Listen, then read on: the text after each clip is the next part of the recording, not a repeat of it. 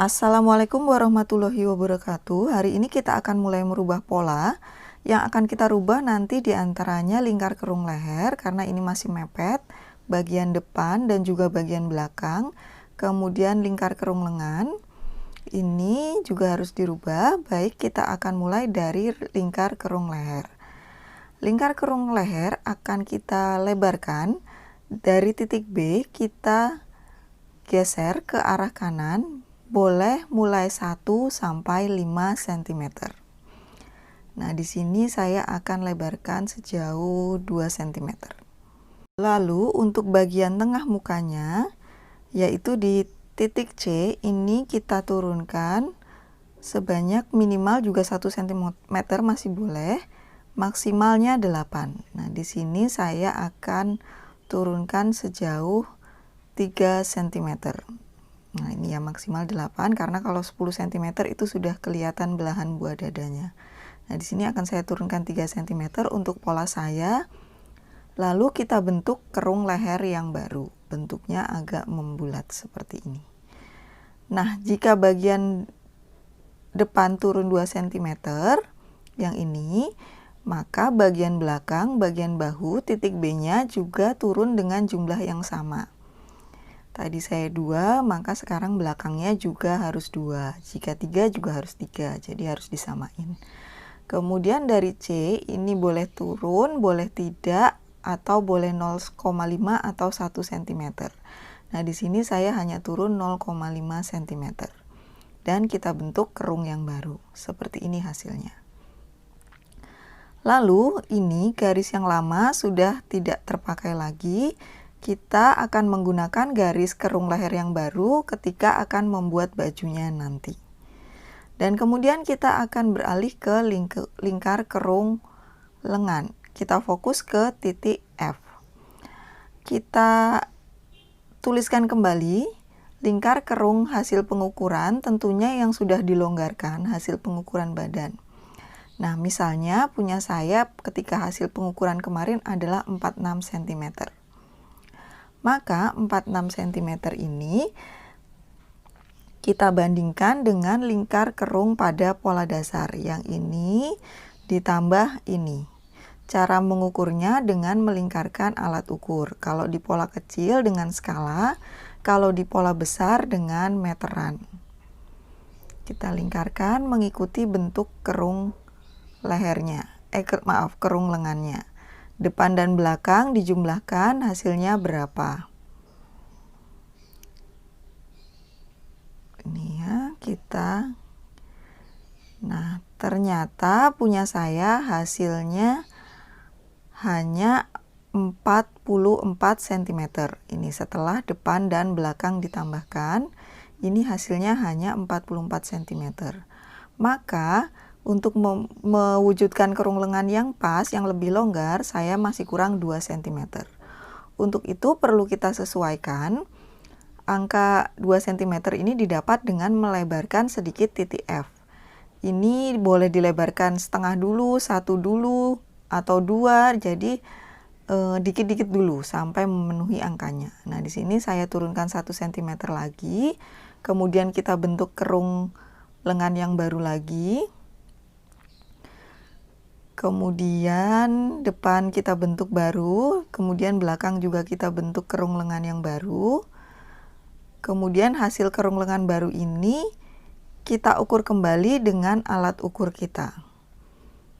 Di sini kita pakai skala, kita ikuti bentuknya. Nah, ternyata hasilnya sudah pas 46 cm. Maka ini adalah kerung lengan yang akan kita pakai ketika membuat baju. Ini sudah tidak terpakai. Nah, ada juga misalnya kerung lengannya turunnya lebih besar. Nah, itu juga nggak masalah. Tandanya teman-teman menginginkan kerung lengan yang lebih besar. Namun ada juga yang ketika dicek ternyata sudah sama ini titik F hasilnya dengan lingkar kerung lengan di badan. Maka sudah cukup, nggak usah diapa-apain, nggak usah diturunkan.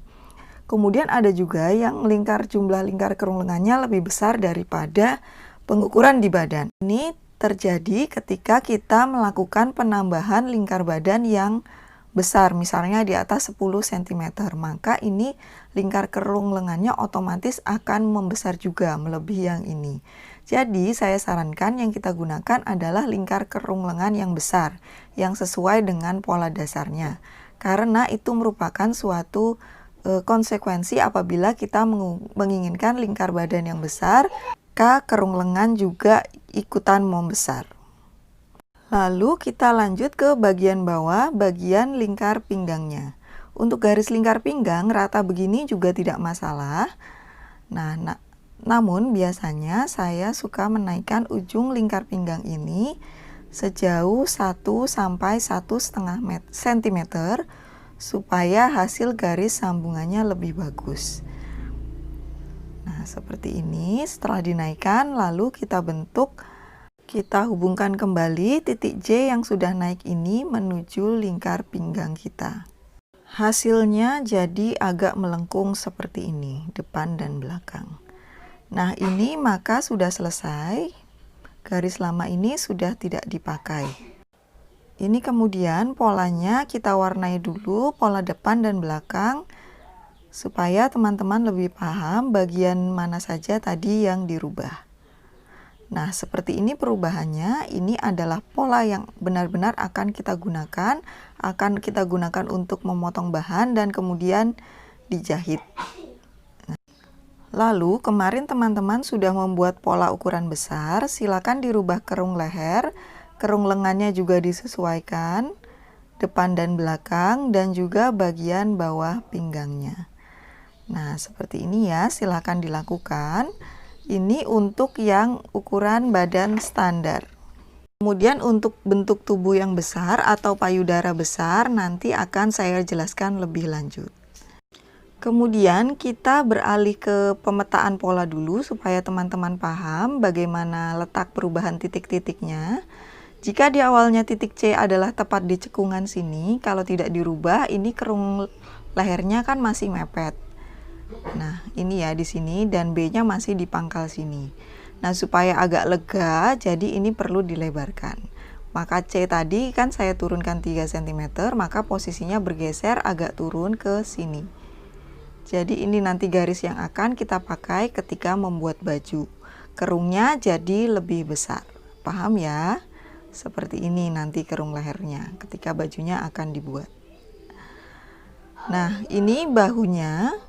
Ini hijau nanti akan dibuang ya, ini area yang dibuang nanti hijau. Kemudian bahunya ini tentu akan jadi lebih pendek, memang benar lebih pendek, tapi posisinya terletak di badannya tetap, jadi tetap pada titik-titiknya, jadi nggak masalah. Lalu kemudian ini lingkar kerung lengannya, kalau yang awalnya di sini mungkin agak sempit, kemudian dibesarkan jadi di sini, jadi nanti lengannya jadi lebih enak ketika dibuat bergerak. Kemudian pinggangnya ini. Nah, seperti itu ya, kira-kira paham untuk teman-teman semua. Lalu akan saya ilustrasikan apabila pola ini digunakan oleh orang yang memiliki payudara besar atau berbadan besar, misalnya bagian perutnya besar juga. Nah, seperti ini ya, jika kita menggunakan pola yang tetap untuk orang yang payudaranya besar. Nah, ini misalnya ya, ini saya gambarkan seperti ini. Garis pinggangnya akan jadi naik ke atas, tertarik dengan payudaranya yang besar. Nah, jadi seperti ini. Kalau dipakai sih nggak masalah, rasanya akan tetap sama karena longgar, tapi kurang bagus aja karena letak pinggangnya tidak lagi rata. Nah, oleh karena itu diperlukan dengan ukuran kontrol. Baik, akan saya jelaskan bagaimana cara menyesuaikan pola dasar depan dengan ukuran kontrol. Pada dasarnya mau tubuh besar di bagian depan atau tidak, itu bagian tubuh wanita itu biasanya memang lebih besar bagian depan. Namun kalau payudaranya atau perutnya standar-standar saja, pakai perubahan pola seperti kita tadi di awal itu nggak masalah. Tapi kalau misalnya terlalu besar, itu perlu beberapa koreksi dengan ukuran kontrol.